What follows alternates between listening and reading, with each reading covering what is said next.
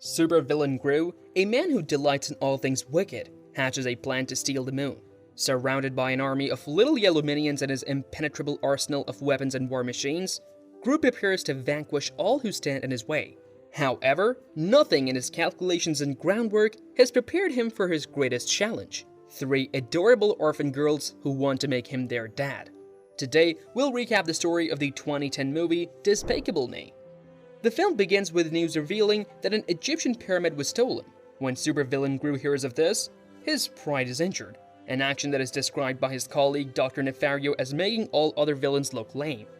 Gru, with the help of his assistant Dr. Nefario, decides to improve his villainous reputation by carrying out a grand plan to shrink and steal the moon. This idea stems from Gru's childhood dream of becoming an astronaut, a dream that his mother Marilena never supported. However, the plan requires a lot of money, so Gru seeks a loan from the Bank of Evil. The bank's president, Mr. Perkins, is impressed by the plan, but he will only provide the funds if Gru can obtain the shrink ray first. Gru and his army of minions manage to steal the shrink ray from a secret base in Asia. Unfortunately, the up-and-coming supervillain Vector, who is also responsible for stealing the pyramid, steals the shrink ray from Gru as revenge for an earlier altercation. Gru attempts to break into Vector's fortress to retrieve the shrink ray, but he is defeated by a series of booby traps. However, Gru discovers that 3 orphan girls, Margot, Edith, and Agnes, have managed to easily enter Vector's base to sell cookies. To use them as a tool to infiltrate Vector's base and steal back the shrink ray, Gru pretends to be a dentist by creating fake credentials made by his minions. He then adopts the girls from Miss Hattie's home for girls. When the girls arrive at Gru's house, Margot realizes that Gru is pretending to be a recorded message and he lies to her that it was someone else. The girls are frightened when they see Kyle, but Gru assures them that he is not food and Agnes takes a liking to him, though Kyle runs away. Margot thinks that Gru's house is inappropriate for children. Meanwhile, Edith accidentally goes into a cupboard with spikes, but Gru stops her before anything happens. They see what they think is blood and assume that Edith is dead, but it turns out to be her juice that had poked a hole. Gru then sets some rules for the girls. Rule number 1 is that they can't touch anything, except for the floor and air. Rule number 2 is that they can't bother him while he's working, and rule number 3 is that they can't make annoying sounds such as crying, whining, laughing, giggling, sneezing, burping, or farting. Agnes asks Gru if her sound is annoying and makes a popping noise with her mouth. Gru tells her that it is very annoying, and goes to work on cookie bots with Dr. Nefario. He instructs the girls to see him in 6 hours. Margot tries to encourage Edith and Agnes, telling them that they're going to be happy. In Gru's laboratory, Dr. Nefario creates dancing boogie bots instead of cookie robots. The girls, including the tomboyish Edith, visit the lab and explore their surroundings. Edith spots a glass and asks if she can drink from it. Dr. Nefario, annoyed by her question, warns her that it could cause an explosion. Edith kicks Dr. Nefario's leg, causing chaos in the lab and ultimately disappointing Gru. Later, Edith accidentally disintegrates Agnes' beloved unicorn toy with a mysterious device she found. To make it up to her, Gru sends his minions to fetch a replacement. That night, Gru tucks the girls into bed, feeling relieved that they won't cause any more trouble. The following day, Gru plans to sell cookies with the girls, but they insist on going to ballet class first. Despite his objections, Gru ultimately agrees to take them to ballet before selling the cookies. They begin selling cookies, starting from Vector's house.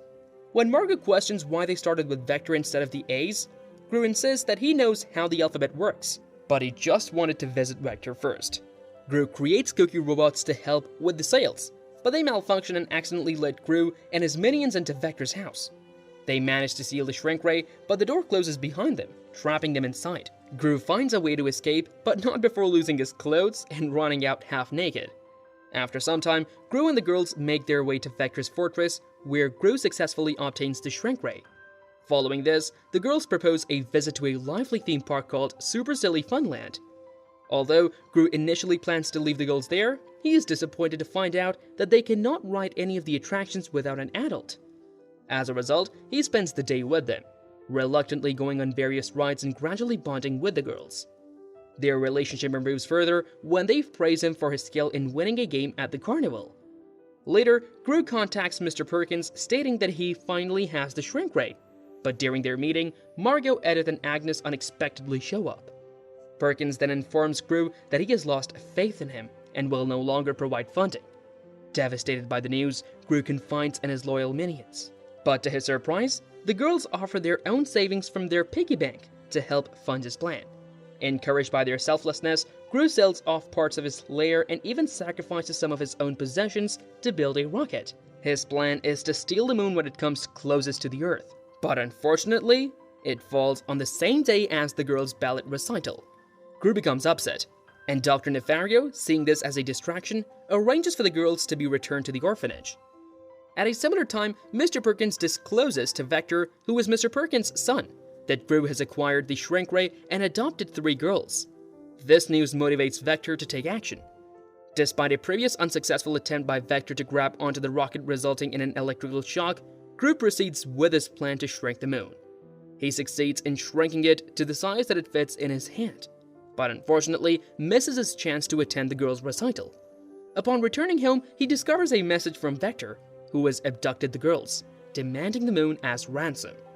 Gru agrees to the trade and heads to Vector's hideout, but Vector breaks his promise and flies away with the moon and the girls, causing Gru to feel enraged. Meanwhile, Dr. Nefario has made an important discovery that the shrink ray's effects are not permanent. The larger an object is, the quicker it will return to its original size. As the moon begins to expand inside Vector's ship, Gru, Dr. Nefario, and the minions carry out a brave rescue mission in midair to save the girls.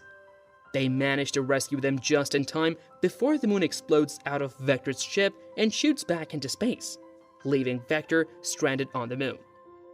After some time has passed, Gru happily readopts the girls and creates a bedtime storybook based on his own experiences, which he names One Big Unicorn.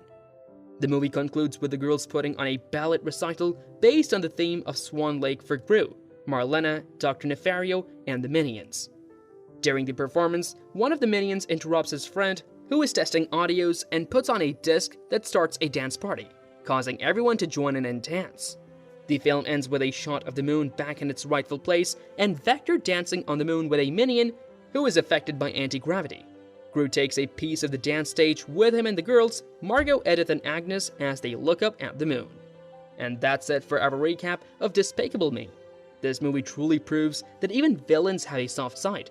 And speaking of unlikely heroes, another animated movie that explores this theme is Wreck-It Ralph. This movie takes us on a journey through the world of arcade games, where the character Ralph goes from being a video game villain to a hero. So click this video and I'll see you there.